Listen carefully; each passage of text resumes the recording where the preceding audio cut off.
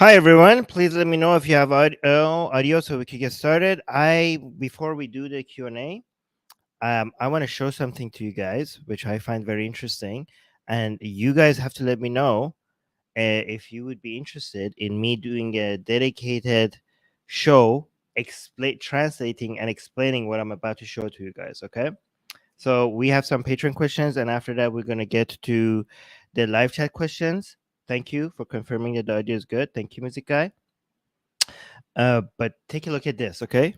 Take a look at this before we go to the Q&A. Hold on. Okay, watch this, okay? So I'm going to play this for you, and this is going to be, I don't know how to describe it in English, but this is a really good indication in how in modern times religious symbolism and politics come together and used and celebrated, okay? So this what you're going to be listening to right now is as a child when I grew up in Iran, I usually used to hear it about Hussein, Ali, and stuff like that. But this one is about Qasem Soleimani, but mixed with stories about symbolism and stories about Hussein, and also mixed a bit with Khamenei and stuff like that. Okay, so there's a lot to it. I'm not going to go over translating it here right now. Um, but every single part of this could it's its own explanation and it's very interesting. Okay, hold on.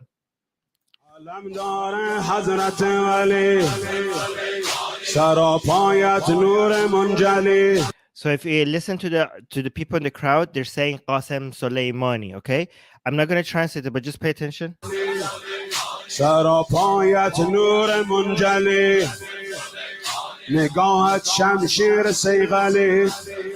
And that's a painting of Qasem Soleimani being hugged by Imam Hussein after. So this is obviously supposed to be a painting after Qasem Soleimani's so-called martyrdom, and Hussein is welcoming him in heaven. Okay, and this whole thing, this whole ceremony is about him.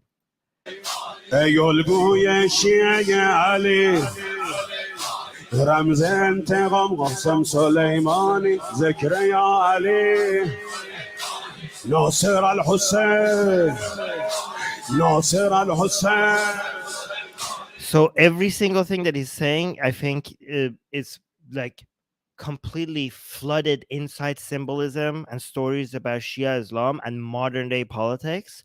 So the dance between these two is so interesting, and it keeps going like that.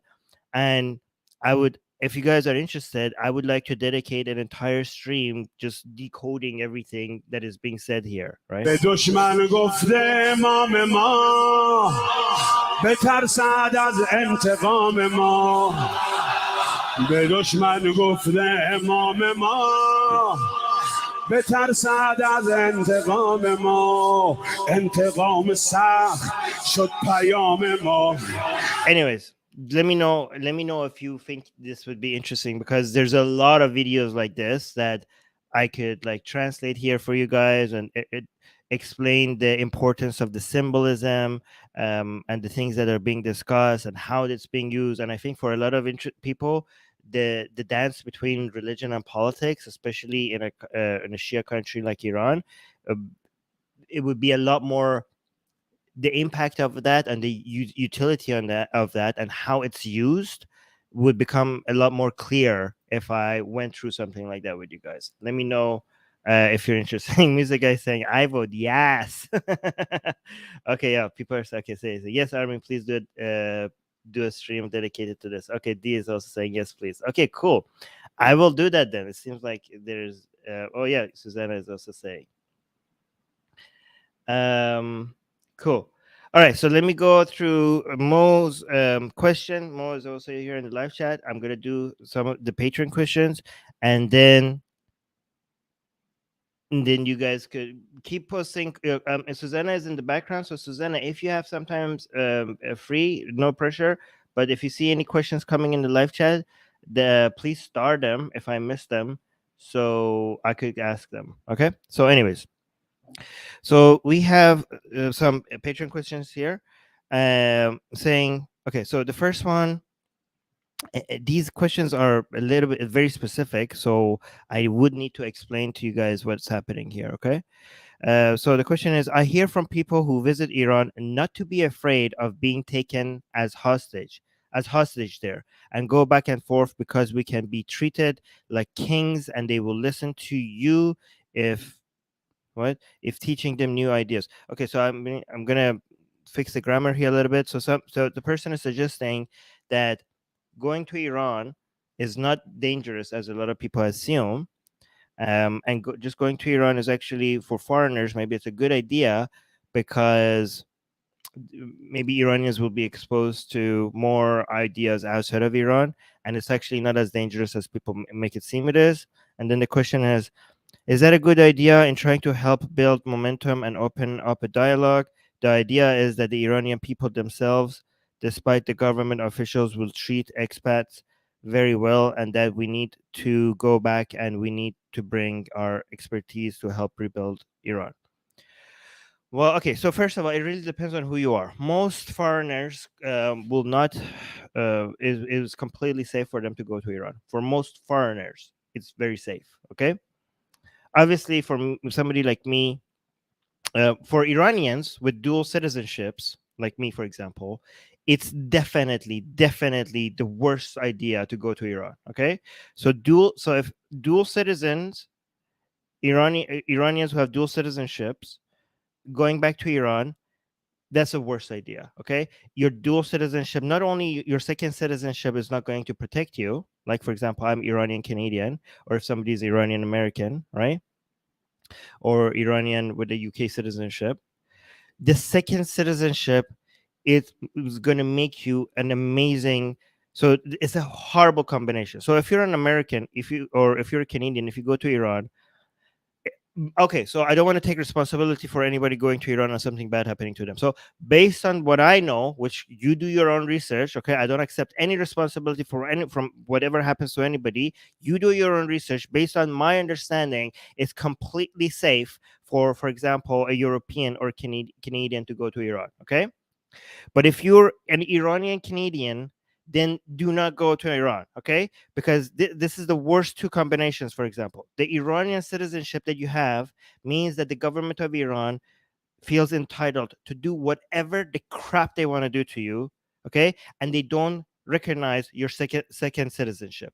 Your second citizenship will not be recognized by the Iranian government. Only your Iranian citizenship would be recognized, okay? But the fact that you have a second citizenship means that you could be used as a bargaining tool for the with the other government. And Iran has a very disgusting and long record of using dual citizens as bargaining chips against governments that against other governments. Okay? British citizens, Canadian citizens, American citizens. Okay. Um, because they know themselves that they value their citizens less than Americans, Canadians, or Europeans value their citizens, right? So they know that the Iranian part of your citizenship means that they can do whatever they want to you, and the other citizenship that you have means that those countries value you more than they value you, even though you're an Iranian citizen. So they will put you in prison in Iran and only release you once they get what they want from the country that you have a citizenship from. Definitely do not go to Iran if that's the case. Okay. There are some other people that shouldn't go to Iran. Like Susanna here in the live chat, she says, I want to go to Isfahan. Susanna has seen images of Isfahan, okay? And ever since she has fallen in love with Isfahan, and she really wants to go to Isfahan, okay? Susanna should not go to Isfahan, okay? Susanna is an atheist activist. She has videos about Islam, okay? Even though she doesn't have an Iranian citizenship, Susanna shouldn't go to Iran, okay? So there, some people shouldn't go to Iran. Somebody like Susanna, okay? Yes, I agree. Isfahan is very beautiful, but Susanna, unfortunately, you can't go there, okay? Um, Certain journalists shouldn't go to Iran, even if they don't have Iranian citizenship, okay? Because they could be very easily be accused of being a spy, okay? If you're a journalist, okay? But again, it seems like most foreigners are safe to go to Iran, but yeah, I clarified about who shouldn't be going to Iran. Okay. Also, I want to say this question assumes that foreigners should go to Iran, and because apparently has this sense of duty to make Iran better. That's not how you attract people. Okay, people go to countries for tourism or for their own benefit. Nobody could be expected to go to Iran out of a sense of duty to make another country better. You have to give them, you have to offer them something to go there. And Iran has a lot to offer. Unfortunately, it also has the Islamic Republic of Iran, which makes it very harder. Like, again, I know some of the fears are unfounded, but I mean, people want to be more careful. People rather be safe than sorry, right? And another thing I want to add, just remember that if it is safe to go to Iran for a lot of people, however, if you're a woman, you're gonna have to wear a hijab. Okay, if you're, well, I mean, not even a woman, if you're female, you have to wear the hijab. Okay, so just know that you are expected to wear the hijab. You can't just be like, oh, I'm a foreigner, I don't have to do that. So if you're not okay, if you're not cool with that, then you can't go. Right? Anyways, second patron question. Let me see if you guys said anything here. Oh, by the way, Susanna is trying to hold on. Look at this. Durud Susanna in the live chat is saying Durud Dustan. Susanna is trying to learn Persian. She's like actively now learning Persian. Okay, so okay, so Susanna also wants to. Oh, hi Nagar. Susanna also wants to go to Rasht because Babak is from there. Okay, Mo is saying you didn't really answer my question. Jesus Christ, you're yelling. Why didn't I not answer the question? Hold on, let me see. The idea is that the Iranian people themselves, despite the government officials, will treat expats very well. Yes, they do. Okay, so I agree with that. So the question is like, wait, I did answer the question. It says, is it a good idea in trying to help build momentum and open up dialogue? I told you that you can't expect that from people. People, you could encourage people to go to Iran, but I don't want to do that because I don't want, even if I'm right, there's a chance that I'm wrong, and I don't want to accept the responsibility for encouraging people to go to somewhere and somewhere happening to them, right? I'm saying, I could say, just based on my understanding, it's pretty safe for most people, okay? That's, and my understanding could be wrong, okay? And I don't think you could expect people to go to a country specifically with the motivation of making it better. Okay, you have to actually give something to them to get them to go there. And also, the question is an open-ended question. It says thoughts. It ends the question with thoughts question mark. Obviously, I give you my thoughts. How could I not? How could I have not answered your question? And okay, and also one last thing: the idea of Iranians treating expats like kings. That's true if they are white. Okay, they don't treat all expats like kings. Okay, this is a inferiority complex that many Iranian people have. If you come from North America, except Mexico, or Europe, if you go to Iran, yes, they will treat you very nicely, but they wouldn't treat you as nicely if you're a tourist from, say, I don't know, Saudi Arabia. You would get a lesser, not that good of a treatment. Okay, so yeah, this is an inferiority complex people have. Okay, in Iran. Okay, if you're white, yes, you will be treated like a king. Susanna is like, oh damn. Okay. Susanna is saying, I wish I could go, and Negar is saying, one day this will happen, Susanna. Don't promise her that. It will not happen. Negar, this is not going to happen in our lifetime. It's not. This is false hope. I don't think so. Susanna, you're never going to be able to go. Did I answer? Are you happy? Okay, saying, okay, thanks. Okay. Are they going to benefit? Yes, every country will benefit from more tourism. Obviously, if more people go to Iran, obviously Iran will benefit from it. Yes, they will benefit. Okay. Okay, next question. Do you buy into the idea that Iranian regimes and many other tyrants are currently supported by the most powerful and richest members of the international community, as was Putin before attacking Ukraine, and arguably even now, since sanctions are not super hard hitting Russia, as people suggest. No, I do not agree with that. Okay, so there's this conspiracy, especially from a lot of people in Iran, that the world, the most richest and powerful people in the world, are supporting tyrants, like, well, especially the ayatollahs, okay, because it's in their best interest. I don't know how, but actually it's the opposite. Okay, the rich benefit from stability. Okay, stability brings trade and economic development. Okay, the tyranny and dictatorship brings instability. Also, a country that is a state sponsor of, I don't want the T word, which I'm not going to say because YouTube be sensitive, okay, of radicalism, is not good for trade.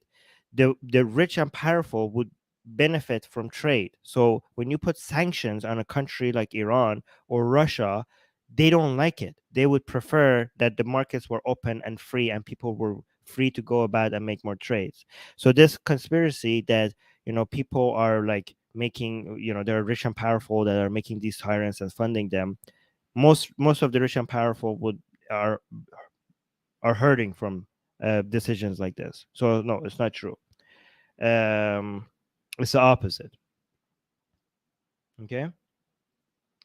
Oh wow, we got a donation from Secular Rarity. Thank you so much. Oh wow, we got a $10 donation from Secular Rarity. Thank you very much for that. Is there a question attached to it? No, just a donation. Wow, that's very kind. Thank you. Okay, cool. Mo in the live chat saying you are ignoring the oil war that Shah started against the West, but fine, ignore. Okay, so there's a difference. Okay, yes, I agree that the this is what you're saying is not something behind. It's not something hidden. Yes, the United States and United Kingdom, they turned against the Shah because he tried to, he wasn't playing ball with them, with the oil. Okay, that was then. You're talking now. Okay, right now, the Western countries. So when you say the rich and powerful, okay, I'm thinking about economic elites, power people at the top of the major industries. Those are different from, and again, when you talk about industries, which industries, right? Not every industry is the oil industry. Things that benefits the rich and powerful in the oil industry is different from what benefits the rich and powerful in other industries. Most industries, and sometimes they are in contradiction with each other. Okay, but that was back then. Right now, it would be in the best interest of more powerful people, most of the rich and powerful in the world, for more trade to happen, right? So you can't just like take one decision that we all know happened. This is not something hidden. The United States turns against and the UK turns against the Shah, and that's why we had the Islamic Revolution and the Ayatollah came. That doesn't mean right now they're completely funding and keeping them into power. Right now, it's within the best interest um, of these Western countries to limit and fight back against the powers of the Ayatollahs. They don't want to remove them because they don't know what would come off of it if the government in Iran was toppled. The amount of chaos in the region is something that they're not right now willing to tolerate. Uh, even closely, right? Even remotely, right?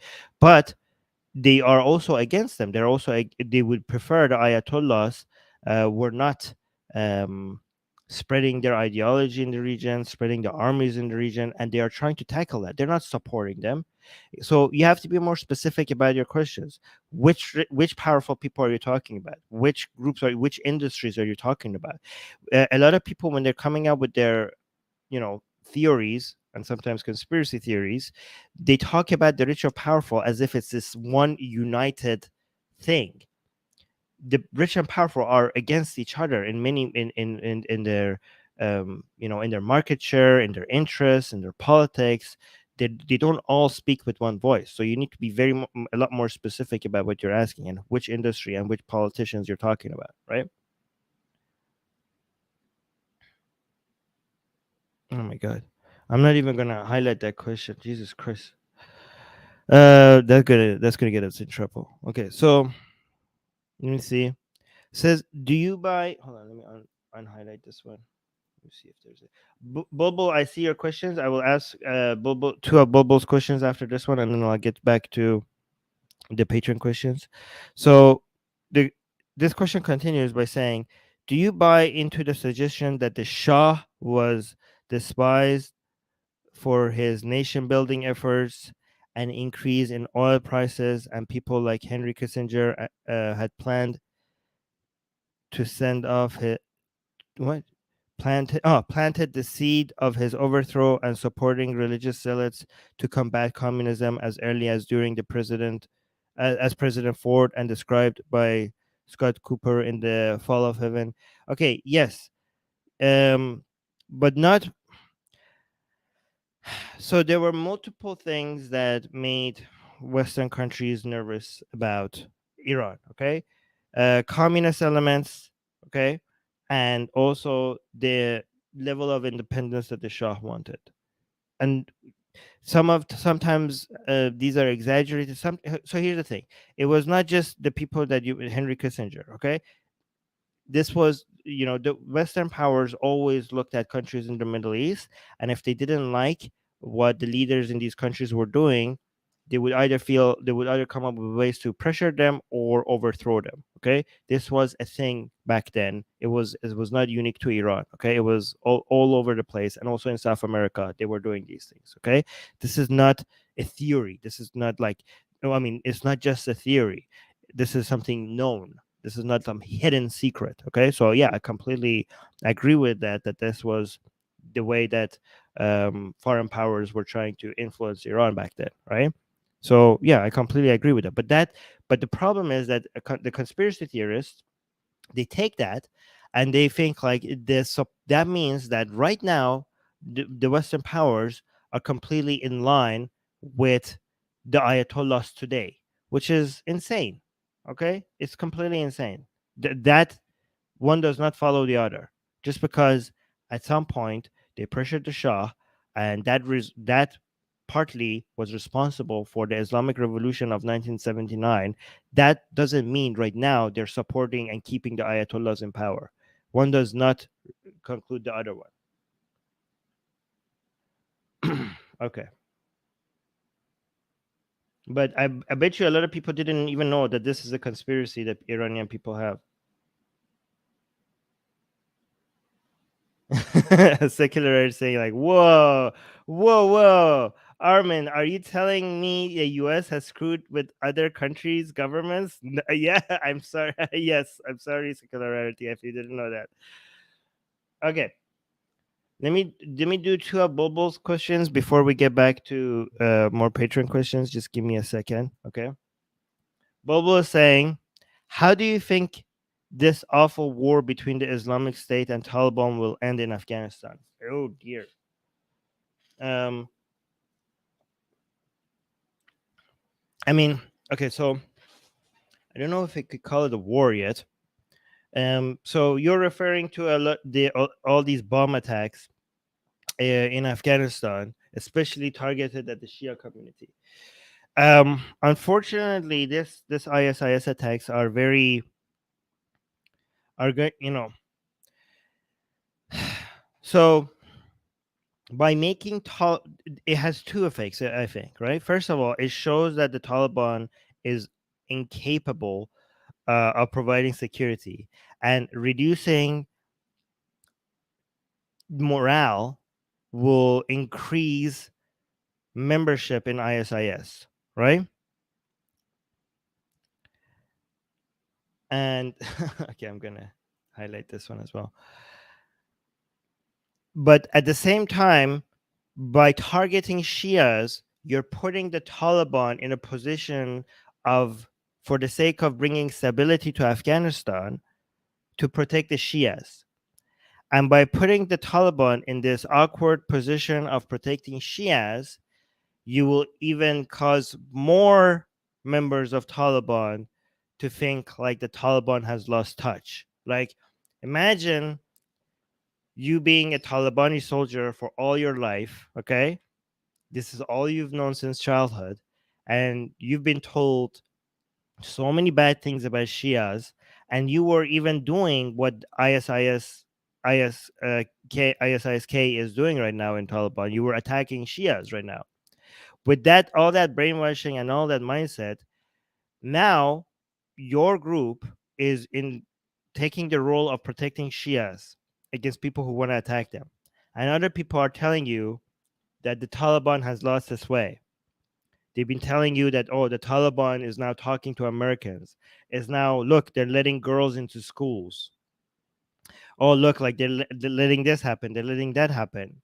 And like, nah, you feel like it's not true. It's not true. You know, Taliban is good. And now you're saying like, oh, we're defending Shias. Like, okay, okay. Now I believe it. Okay, a Taliban has lost its way. Okay, so by targeting Shias and making Taliban protecting Shias, I think like it's a very strategic way of highlighting to a lot of other these fundamentalists how what the reasons why you need to leave the Taliban, and how Talibans are not Muslim anymore, right? How the Taliban is murtad. They've left Islam, and if you want to be on the right path, you need to leave the Taliban and join ISIS-K. Does that make sense? But so the question is, how does it end? Okay, I don't know if it will end at all. I really don't know how to predict this. Okay, so it could be like years of this back and forth. Like this could go on indefinitely, like the same way like we have. I don't see it. I don't see a path to Taliban being removed from Afghanistan. Okay, I don't see a path. If you see a path, let me know. Okay, but I don't see any way from Taliban being removed from Afghanistan, at least not within our lifetime. Okay, and at the same time, I don't see a path for people in Afghanistan who don't like the direction that the Taliban is going, not who are more radical than Taliban, not wanting to fight that. Okay, I mean, it is within their best interest to gain more membership and gain more relevance. Remember, the Taliban ideology is significantly different from ISIS-K's ideology. Okay, Taliban believes in nations. They believe in the nation of Afghanistan. They believe in borders. Right, that's heresy for somebody who's in ISIS. Right, they that's like even some people would consider it a shirk for you to believe in nations. Right, to accept a nation state because you believe in something and you're fighting for something other than Allah, right? The ISIS-K doesn't want to bring a nation. They want to bring the Islamic Caliphate and take over the world, right?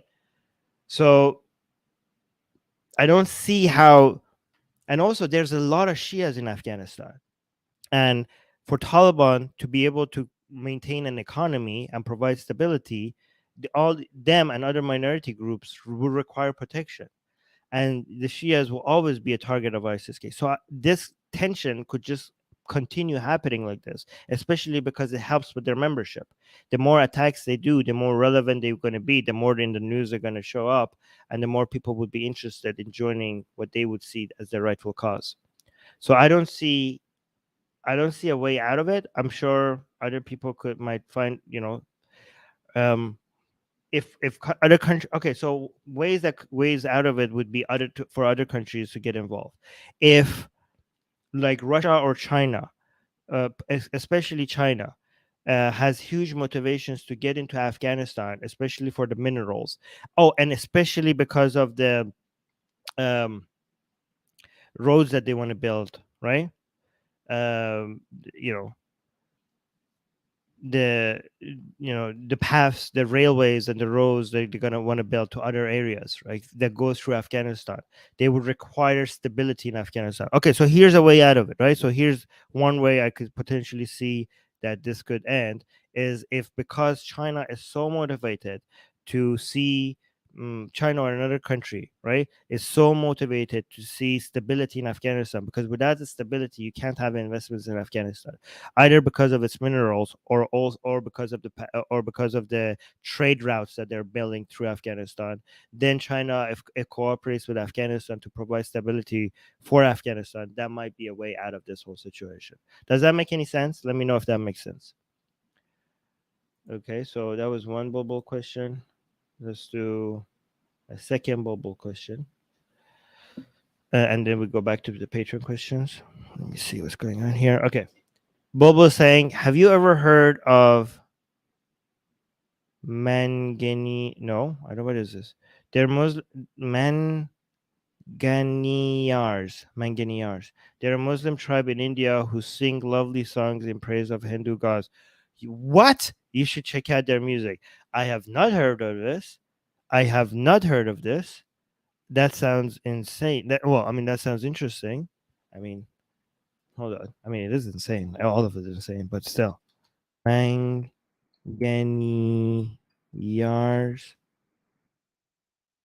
I don't know if it's copyrighted. Can I play this? I don't know if I could play this on air. If this is not copyrighted, I would play it and we would have reviewed it. But why would they do? Isn't that like the ultimate shirk? Isn't that the ultimate shirk? Okay, that's interesting. I will look into that. Also here, Bobo is saying you're drinking Coke, Armin. That's haram. No, it's not haram because it's Coke Zero. Okay, it's Coke Zero and it has no sugar, so that's allowed. Anyways, let's get back to. Oh wow, somebody's saying long live the Vilayat Faqih. Wow, that's cool. All right. Okay, so let's go back to the Patreon question. Mo is asking. Oh my God, what is this? Oh here. Why are these questions so long, Mo? Can you like make them shorter? Okay. Saying Radio Shemrun, which is a Persian radio channel, saying constantly calls all news from mainstream media fake news. For example, reporting from Guardian that Islamic Republic was giving Putin's army weapons through its smuggling rings. Okay, so giving out some example. You're saying these people were laughing at it. Okay. Let me read focus. Okay. All right. So the whole idea of people dismissing mainstream media is absolutely ridiculous. Okay. Alternative media needs mainstream media to be able to do its alternative media. Okay.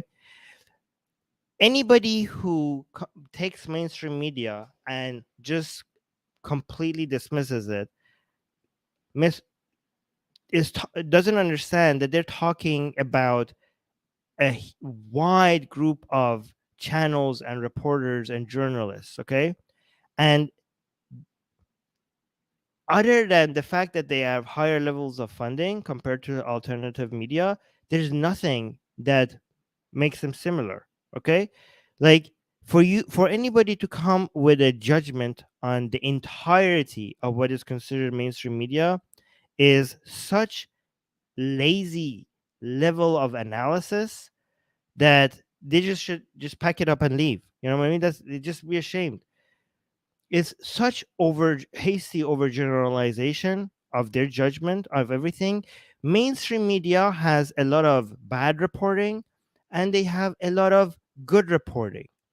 They have journalists who misrepresent data, but they have a lot of journalists with such high levels of credibility and people that have sacrificed and dedicated so much of their lives and their safety and their families and their time and resources and the levels. You have no idea, there are so many journalists in mainstream media that the level of sacrifice that they have committed to uncovering the truth is beyond all any of these YouTubers who just like me who just sit at their home and analyze the news that they go out of their way to go to the most dangerous parts of the planet to bring us the news, who people who like me who are should be so grateful just sit on their couches and just from far away in a position of safety they're just commenting about things that are being brought to them, and they're like, oh, mainstream media is fake news. Like, how ungrateful do you have to be? The entirety of the job that you have, like, where do you have a team of journalists that you have sent into Iraq to bring you the information? Have you done that? Have you spent like 2 years of your life going undercover in this, I don't know, Mexican drug cartel to, after like risking your life and not seeing your loved ones and your own sanity for the sake of building a documentary that not that many people are going to see, but you're just so dedicated into unearthing the truth that you just committed this much of your life? These are all coming from mainstream media. Okay, it's so lazy, it's so stupid for people to just dismiss mainstream media. Okay, and it's so lazy when it comes from people in alternative media who need mainstream media to go dig that information so that they could do their commentary on them.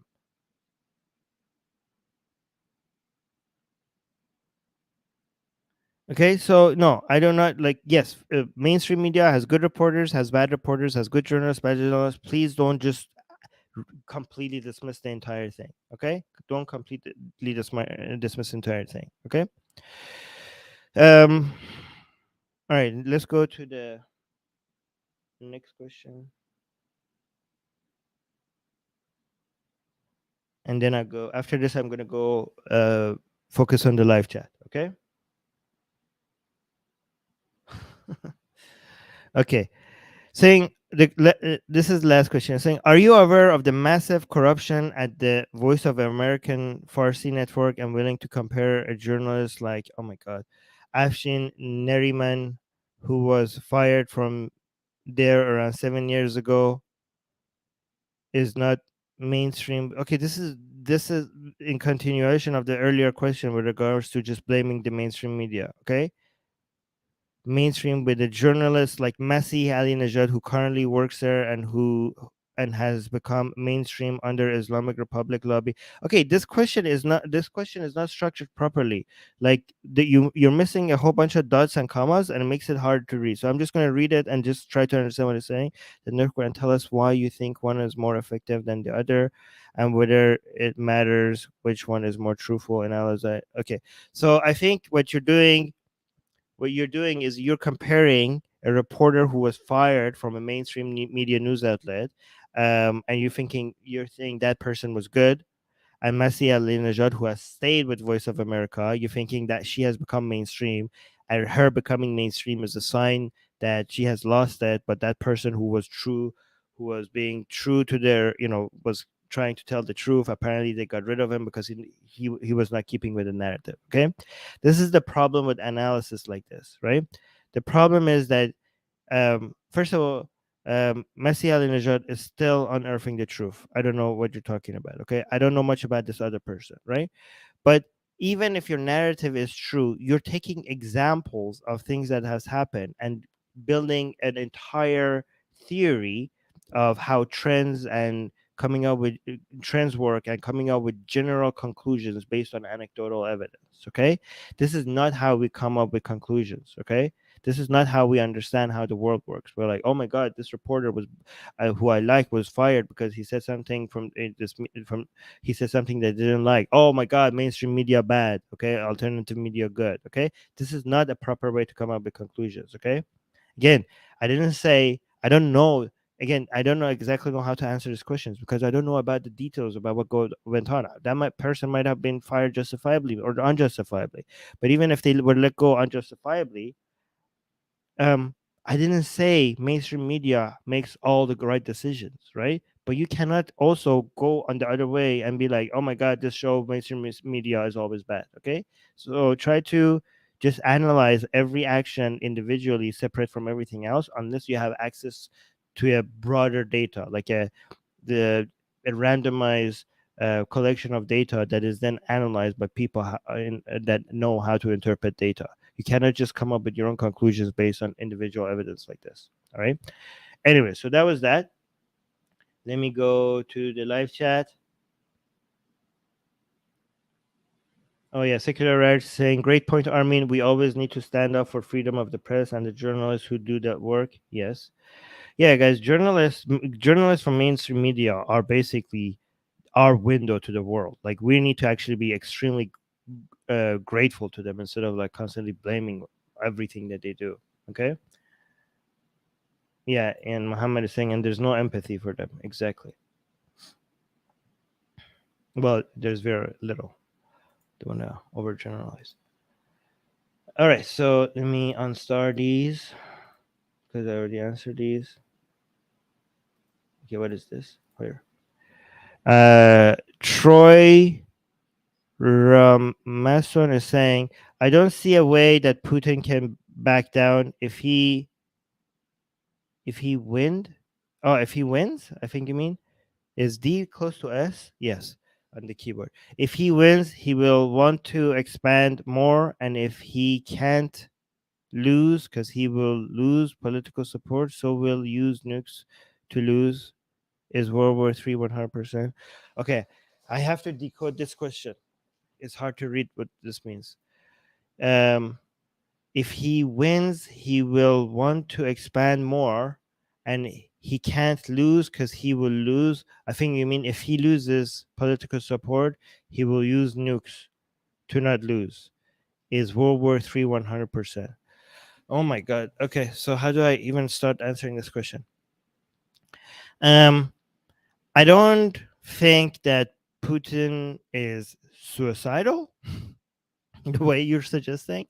I think he sometimes plays into acting like he could go all the way, right? For example, he made a statement saying that what's the point of having a world if Russia is not part of it? Like if Russia is not like a great power.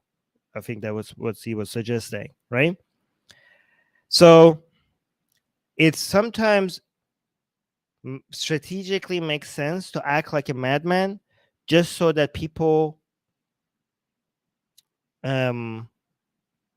if you are perceived as a madman, people will have to treat you with more caution, even if you're not. Okay, there's nothing about Putin that suggests, if you look at his political career and his ambitions, that he would do something like that. Okay, that would be the end of him and his power if he does something like that.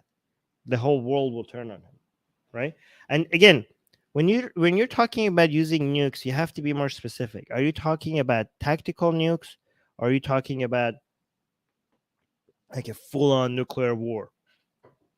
Using tactical nukes is a lot less significant. It's very targeted. It's not going to be that destructive. Okay, so just if you hear about, I mean, that's still very significant because nukes are now at play, but you have to be more clear about what you're talking about. We're not going to have World War III. Okay, don't worry about that. All right, but actually, no, do worry about that. Even if it's not going to happen, we would want to have we kind of have to be worried about it so that it doesn't, so it makes it even less likely to happen. Okay, but Putin is backing down already. So you're saying Putin will not back down. Okay. So as soon as he realized that he can't take Kiev, they change their goals. They're like, okay, we were always just planning to take the Donbas region, right? And they are backing down. So your reading of the situation is not accurate. Not only that, Western powers realized at the beginning of this war, they were a little bit more sensitive about what Putin would do if they send like more more heavy military equipment beyond just what they were sending, like more advanced, like planes and tanks and stuff, right? Because they were worried about the overreaction of Putin if they do that, so they were holding off on that. But right now they realize that, oh, Putin is not going to escalate if they send these things, so now they're going at the next level and they're sending the type of equipment to Ukraine that they weren't sending before.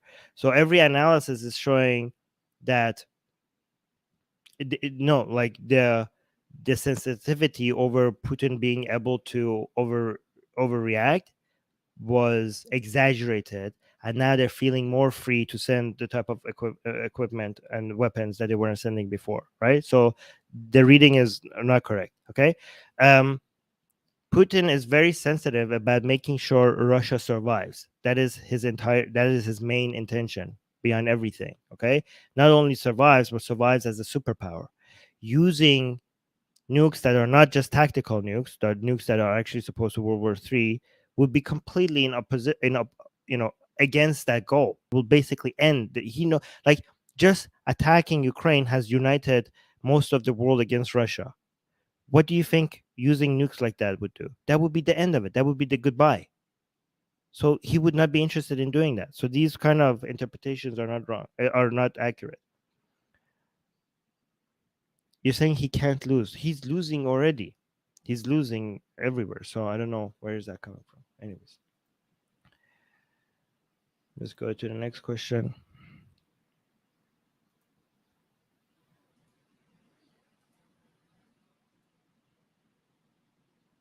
Oh, I already answered this one.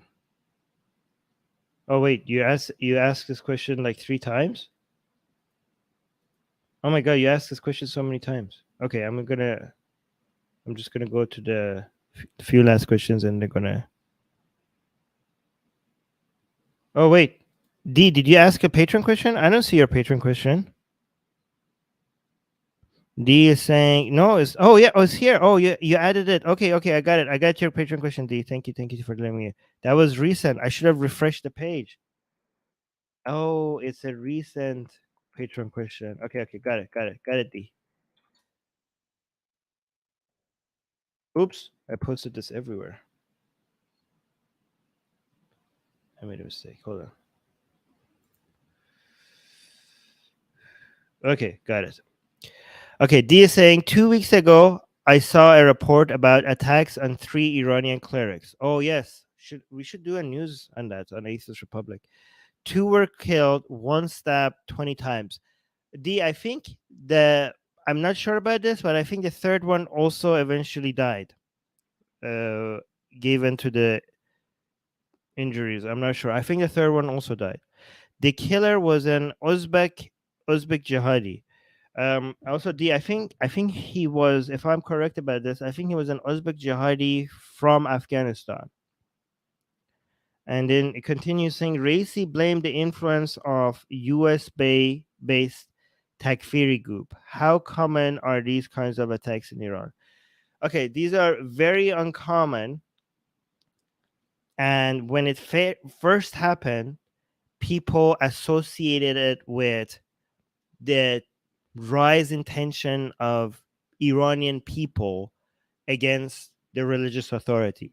That was the first interpretation, the initial. People were like, and some people were unfortunately celebrating it. A lot of Iranians on Twitter were celebrating it because you see how much hate now exists for even religious people right now in Iran. Like, this is not good. Okay, so we don't endorse violence here. Okay, but this is how bad things have gone. Where a lot of Iranians were on Twitter were like celebrating this attack. Right.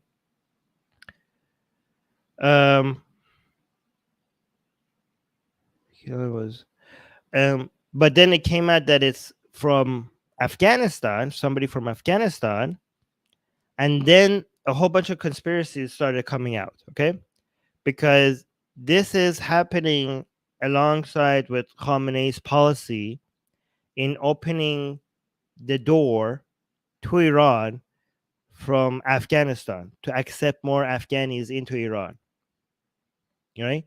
So when people started saying this person is from Afghanistan, people were saying, "Oh, they want stuff like this." First of all, some people had this conspiracy theory that this was inflicted upon themselves so that they could play the victimhood narrative, right?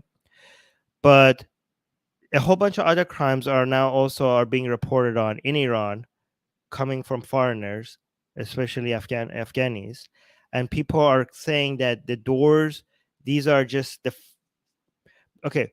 before the Taliban came in power in Afghanistan, Iran was using a whole bunch of, well, a lot of Fatimiyun members, a lot of people from the Fatimiyun army, which is this Afghani military militia group, Shia militia group in Afghanistan. And Iran's activity in Afghanistan involves increasing the membership of the Fatimiyun militia. And a lot of these members from Afghanistan and then shipped to countries like Syria to fight on behalf of Iran. And a lot of these soldiers are children, right? So they're underage. So imagine this: like, imagine Iran going to Afghanistan, raising an army to ship to Syria to fight on behalf of Iran, right? Um, and also, they had a lot of Afghanis coming from Afghanistan to Iran to be used in Iran against Iranian protesters, right? Um, and ever since Taliban came into power, some people are arguing, again, I don't know if any of this is true, I'm just saying what people are reporting, is that that door has been somewhat closed now to the Islamic Republic to be able to go into Afghanistan and just do this freely, willy-nilly, and be able to have activities like this, right? So um so some people are saying that this is their own tactics now biting, back, like backfiring on them, right? um some people are also saying that their stories came out that this specific individual was one of the members of the Fatimiyun army, okay? And he had fought for the Islamic Republic in this army, okay? Again, this is what people said, like, you can't trust any of this, right? But then the same people, the Islamic Republic, I think his sister or some other female member in his family, they have had his sister. Okay, wait, let's backtrack, okay?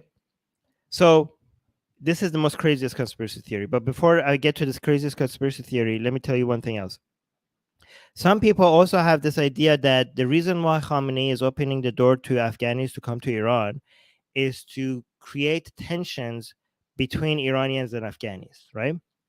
And I actually have some videos about this, which I'm going to review with you guys, about a lot of Afghanis complaining about how Iranians treat them in Iran, right?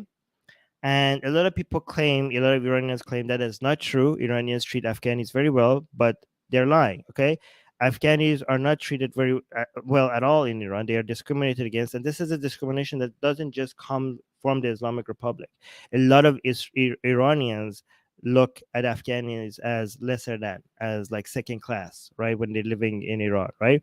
And now there's a lot of reporting on Afghanis, like they constantly report Afghanis like attacking, committing crimes against Iranian women in Iran.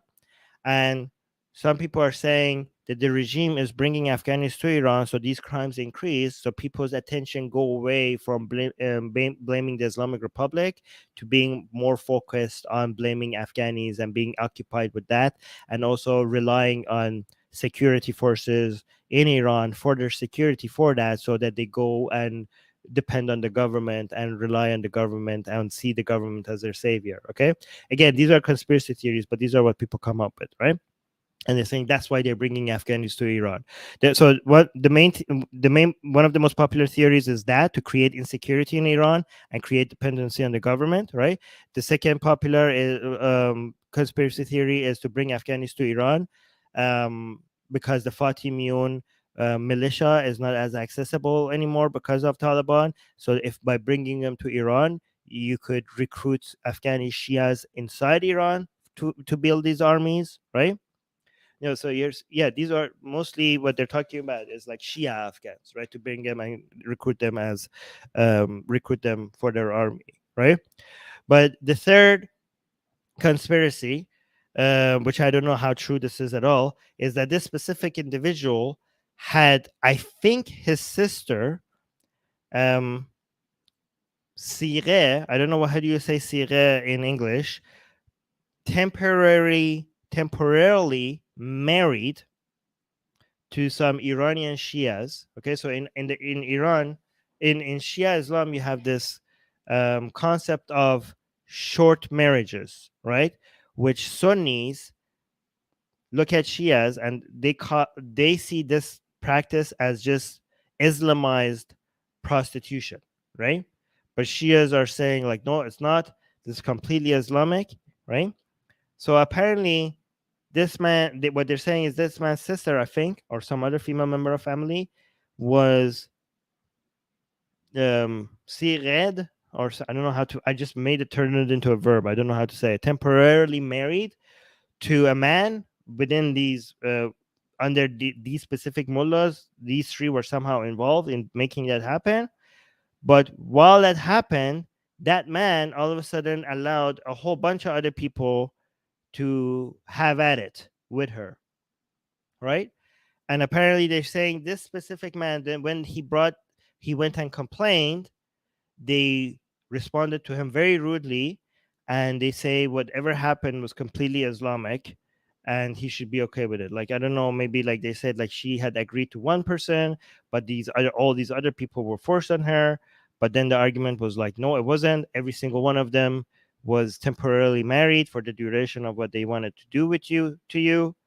And no matter how much he went and complained about what happened to her, he was dismissed in a very rude way, and he wanted to do this to the specific people responsible for this, um, to for honor, right? To cleanse the dishonor that has been brought upon his family. Okay, that's what I've heard.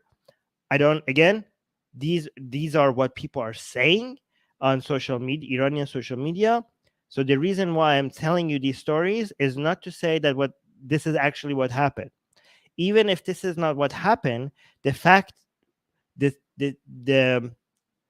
stories that our people are coming up with is very to me is by itself an indication.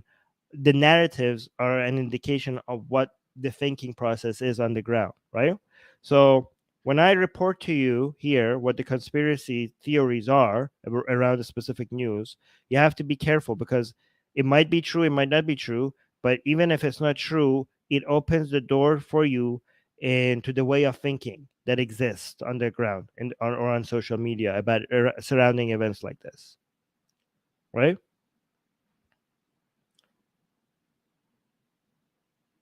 Oh, so for example, just to show you that I'm not making stuff up, we have some in Iranian here. Simo is saying it's obvious they are trying to recruit Afghans as new terrorists. Again, I'm saying the T word because YouTube is sensitive.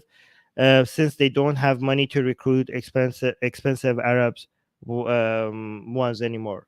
Right. So the understanding, again, this is the theory people have, is that bringing Afghans to Iran will open the door, because both Iranian soldiers and Arab soldiers are relatively more expensive than recruiting Afghani soldiers, right? So having an access, the Islamic Republic of Iran having access to a large pool of Afghans will make it easier for them to keep fighting their proxy wars if they recruit these Afghans and send them to different places in the Middle East. And also, it's also cheaper for them to recruit them for internal control of people against their protests. Okay, and this is something that a lot of Iranians find very offensive, especially a lot of racist Iranians who find themselves above Afghans. For them, this will cause a lot of tensions. They find it very dirty for the Islamic Republic to bring Afghans as a way to silence Persians. That's how they see it, right? So this is going to increase a lot more tensions. Again, how this story plays into all of that is what people say is like this specific individual was also part of this whole Fatimian militia, and even though he had dedicated his fighting for the Islamic Republic of Iran, he was his sister or whoever was treated like this, right? They're like, look, even they don't even. This is what you get for being for doing the dirty work for the Islamic Republic of Iran. Okay. So again, YouTube, I'm just supporting what other people's views are. None of this is my view. Okay, if I'm talking about other people's racist views, these are not my views. Okay.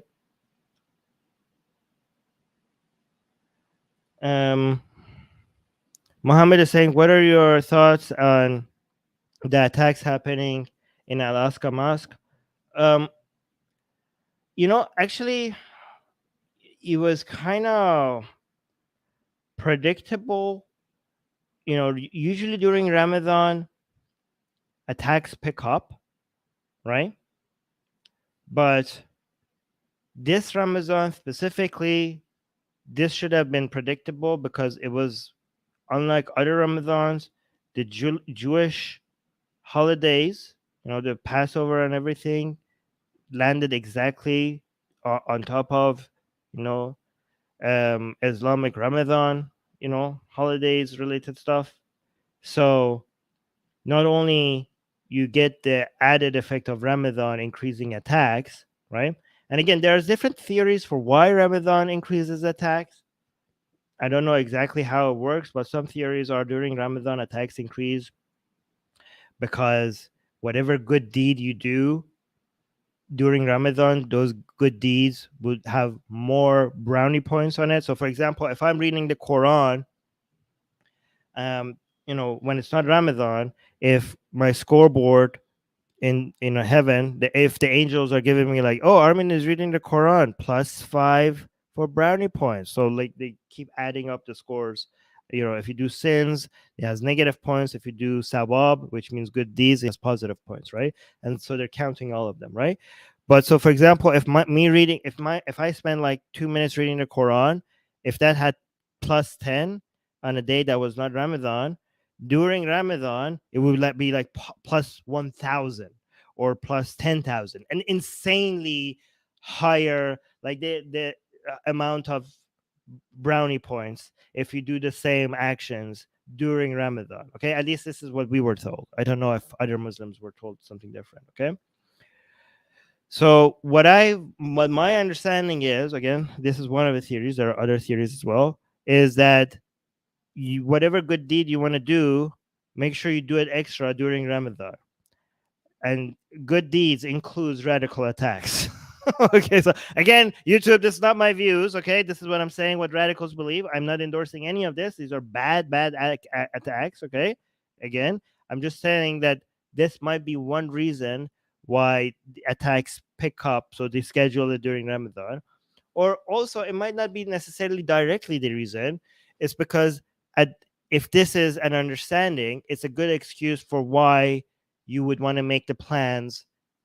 It's an excuse for everybody to agree on when to make these attacks, right? So for example, given that during Ramadan people eat less, okay, if you're a restaurant owner, you might want to decide that if you wanted to renovate your restaurant, why not do it during Ramadan when you have less customers, right? So it's not like necessarily that Ramadan causes people think like, oh, let's do more, like Ramadan makes your restaurant renovation better, or anything like that. It's just like indirectly affects that. So this might also somehow indirectly Ramadan has an indirect effect on radical attacks picking up, right? But this Ramadan, especially given that the far right people on the Jewish side also during Passover had made the point that they want to do sacrifices on top of the where the Alaska Mosque is, because obviously the Wailing Wall part of the holy site for Jews is not the main site. Okay, the reason why they're all there is because that's the only thing they got. The main site for Jewish people is right where the Dome of the Rock is. That's the main holy place for Jewish people, right? That's where they're supposed to be based on the old Jewish scripture or old Jewish tradition, where they're supposed to be doing their animal sacrifices and stuff like that. Okay, this is before Jewish rabbinic Judaism was added to the traditional priestly Judaism. So that's where they did the animal sacrifices. So now they're using that as an excuse to be like, we want to do the animal sacrifices there, right?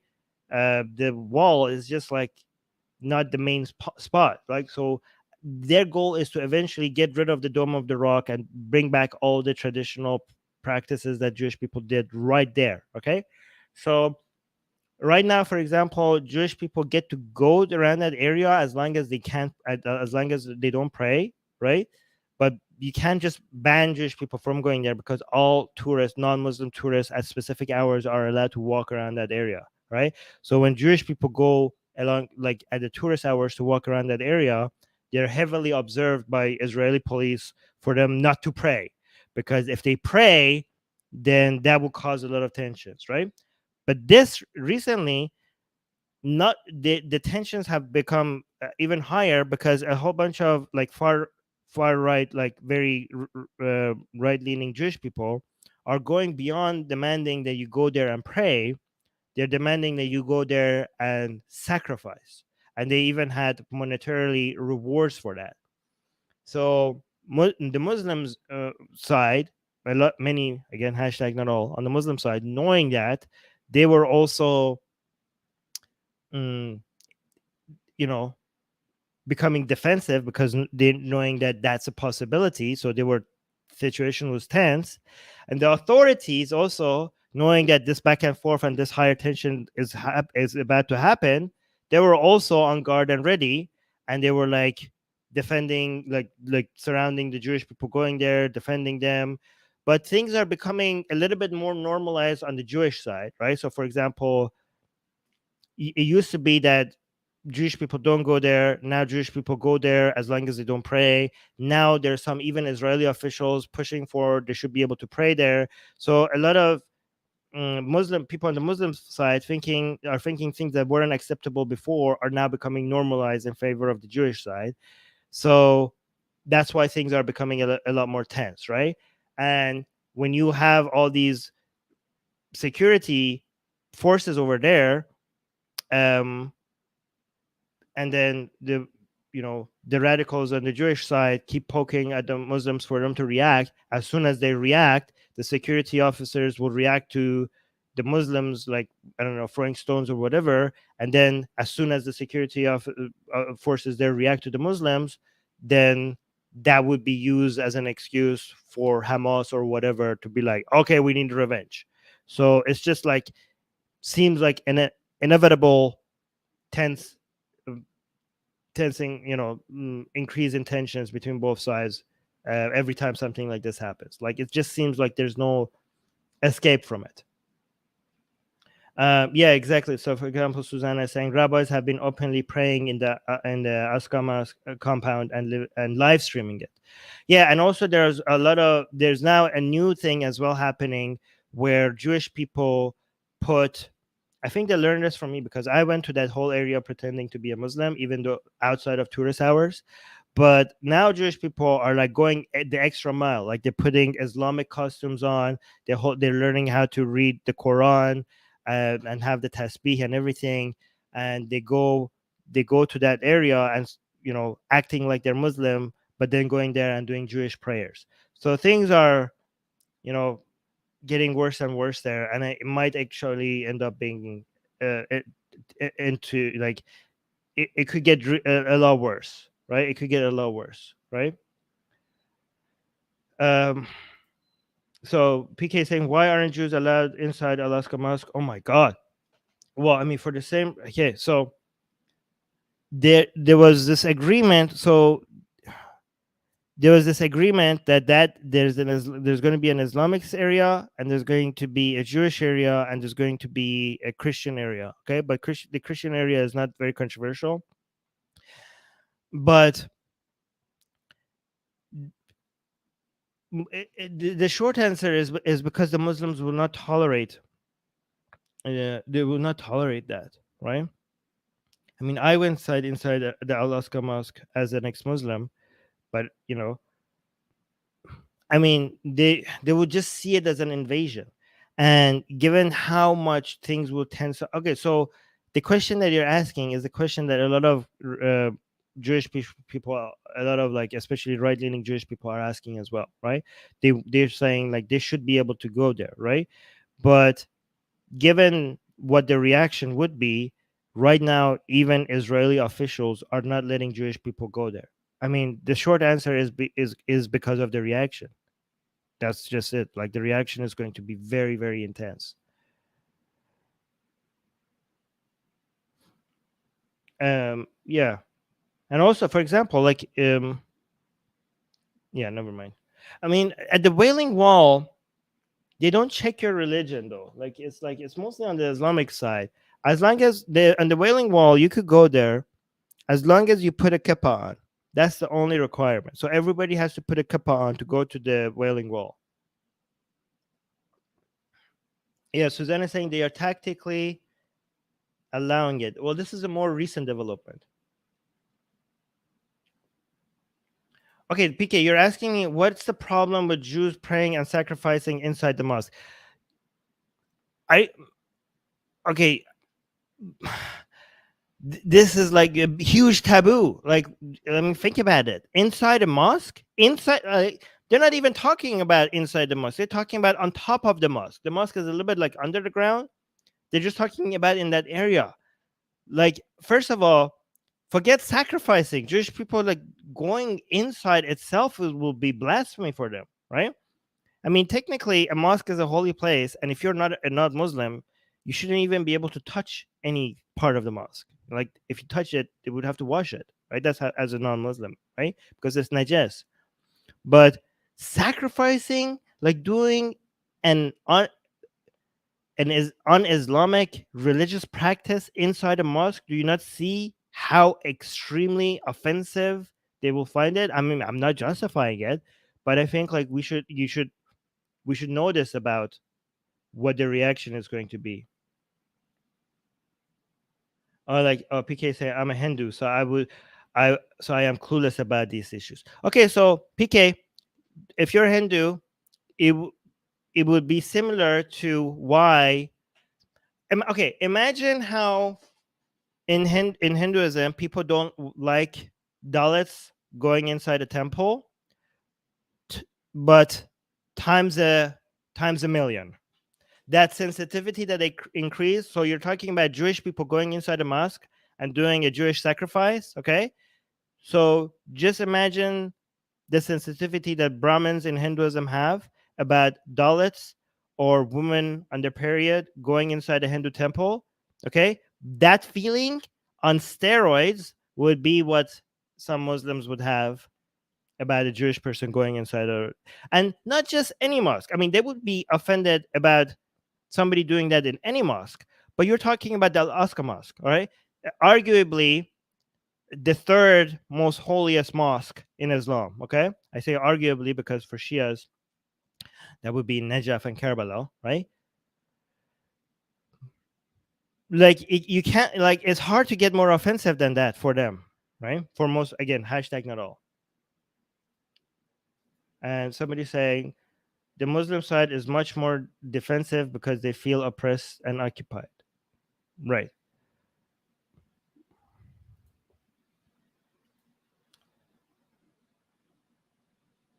Okay. I think we exhausted this point.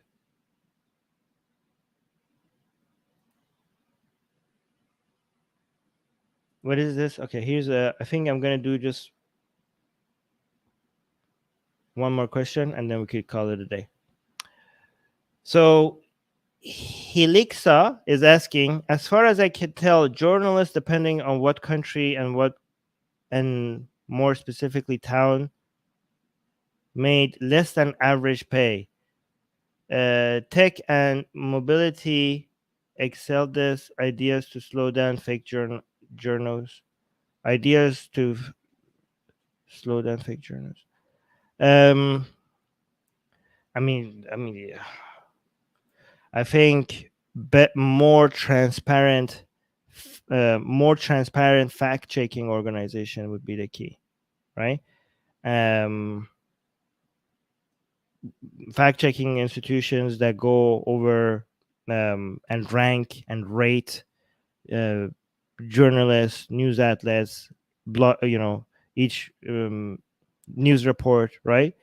But fact checkers that not only do fact checking and rank the validity of every report, but also they do it, the process at which they do it is accessible and transparent, right? So you don't just get a rating, you have access to the entire methodology and fact checking process that was done behind ranking, right? So if every institution is constantly being critiqued and analyzed in a transparent way, and people have access to the process of it, I think that would be the best way to encourage more better journalism. And we have that right now, and it's improving. So that's, I mean, guys, things are getting better, right? Like, as much as you want to complain about mainstream media, the news that we have access today is more accurate and fact checked better than we had 10 years ago, 20 years ago, 50 years ago, right? So the fact that you're more aware of fake news is because more people are being critical of the news that they're consuming. Things are better than before. All right. That's it. Wait, why are we congratulating Puya? Oh, here, let me see. Puya saying, I was told praying in Mecca has 1 million times more points compared to praying anywhere else.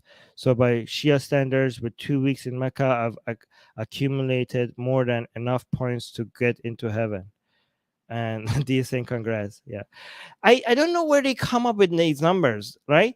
Like, I was told that if you clean a mosque, like if you just take a broom and wipe the dust in a mosque, okay, every dust point, I don't know what you call it, every dust particle that you have cleaned from that mosque wipes away one of your sins. Like, not by grams, right? Not by the number of times that you're cleaning a mosque, by the number of dust particles that you have wiped from a mosque. I'm like, if these numbers are insane, like if that is the case, then I could just go do whatever, and just like once a week, if I just go take a broom and dust the mosque, I will be fine forever. Like, I could just do whatever I want. I don't know where they come up with these things, or like they have very specific numbers that if you, for example, if you pray in a group, you get more brownie points than if you pray individually. Okay, but it's not just like 5 times more, 10 times more. It's like 10 to the power of 23 times more, like something like that. Or okay, so 10 to the power of this number times the number of people are in the group, right? So if you're 5 people praying, all right, if one more person joins you and you're 6, all of you are now benefiting exponentially higher. Okay, I know if you're a Sunni Muslim and you haven't heard of these things, this sounds insane to you. Okay, I'm just telling you what I've been told. Okay, and I'm like now thinking, like, how do you find this number? Where is this number is not nowhere in the hadith or the Quran. Like, who came? But I remember, like, we had the teacher that was like doing math to figure out like the relative sabab from each one of these. Like, we were like, okay, so like let's say you're praying by yourself, but let's say now you're in a mosque and you're praying with 5 people. Let's calculate how much more you would get brownie points, right? But what if it was in a Friday prayer? Because Friday prayers have even more sawabs than other day prayers. But like, imagine if you have a Friday prayer and you go to like the mosque in Tehran, and there's like thousands of people there. Like, you have brownie points for a lifetime. Like, I don't even know why you're worried. Like, you can't. This is guaranteed heaven. Yeah.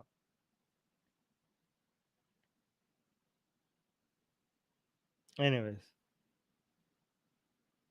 Oh wait, is this true? D is saying Bukhari says praying in a congregation is both 25 times and 27 times more beneficial depending on what hadith you read. Wow, the Sunni's numbers are weak, because I was told the numbers for us was like 10 to the power of 25 or 10 to the power of 27 times or something crazy like that. But anyway, these are just religion teachers in schools. They just come up with whatever they want, right? So I don't know where they got that from. But even a source like Bukhari, okay, let's say fine, Bukhari is right. Okay, why 25 or 27? Why not 24? Like, why did Allah decide to make this the savab of this be this much more beneficial? Like, what's the wisdom? I mean, obviously the answer is that God knows, and me as this mere mortal, I'm so deluded to even be able to to even dare to think that I could even comprehend the wisdom behind God's infinite wisdom. So that's the answer. Anyways, I need to go. I'm having too much fun, so that's why I'm not leaving.